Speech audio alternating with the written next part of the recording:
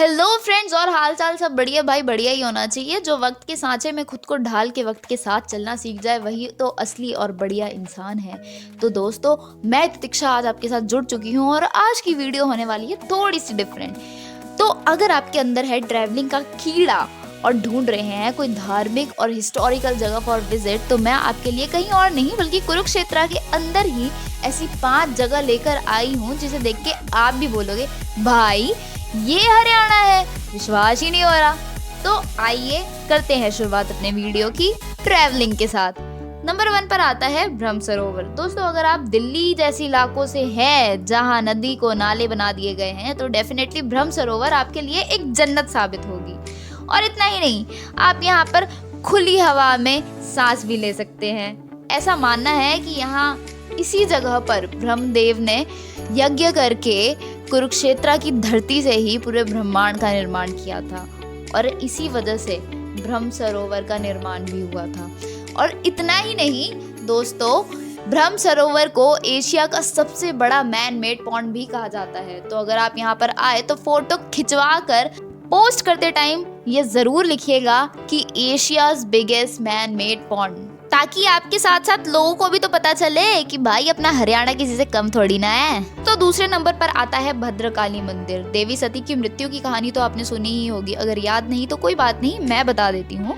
ऐसा कहा जाता है कि जब देवी सती अपने पिता दक्ष के किए जाने वाले यज्ञ में शामिल होने गई थी तो उनके पिता ने महादेव की बहुत ज्यादा निंदा की थी, जिसे देवी सती बर्दाश्त नहीं कर पाई और उसी यज्ञ कुंड की अग्नि में अपने प्राण त्याग दिए।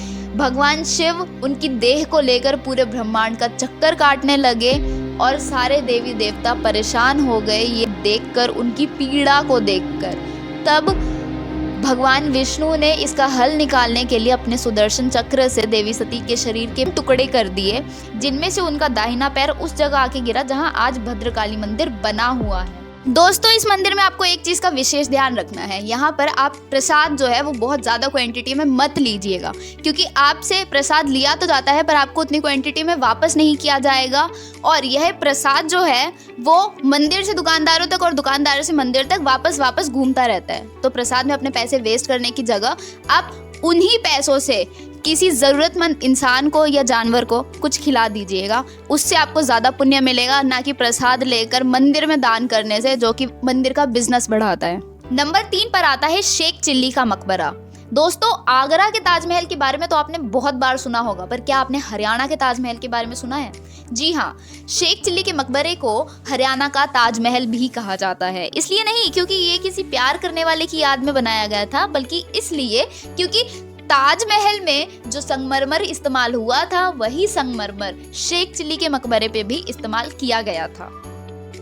मुगल बादशाह शाहजहां के बेटे थे दारा शिकोह और इनके गुरु थे शेख चिल्ली। बहुत ज़्यादा विद्वान सूफी संत और आध्यात्मिक गुरु थे ये।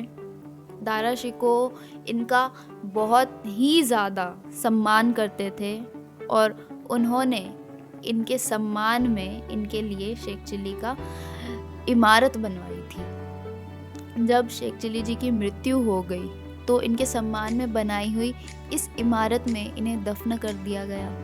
उसके बाद जब इनकी पत्नी की भी मृत्यु हुई तो उन्हें भी इनके साथ ही दफन किया गया था, जिसके बाद ये इमारत शेख चिल्ली के मकबरे के नाम से अमर हो गया। और आज बहुत दूर दूर से लोग इन्हें आते हैं देखने। और अगर आपको हिस्टोरिकल चीज़ों में इंटरेस्ट है तो यहाँ पर ज़रूर आइएगा, क्योंकि यहाँ पर सिर्फ आपको शेख चिल्ली जी का मकबरा ही देखने को नहीं मिलेगा, बल्कि बहुत सारी हिस्टोरिक चीज़ों को यहाँ संजो कर रखा गया है। पुरानी कलाकृतियाँ, मूर्तियाँ, बहुत सारी चीज़ें संभाल के रखी हुई है। और एक इंटरेस्टिंग सी बात बताऊं, वो गाना तो आपने सुना ही होगा, बेवफा तेरा मासूम चेहरा। उस गाने की शूटिंग भी शेख चिल्ली पर की गई थी। बहुत प्यारा सा पार्क है यहाँ पर, एक हर्षवर्धन पार्क, उसी पार्क में इस गाने को शूट किया गया था।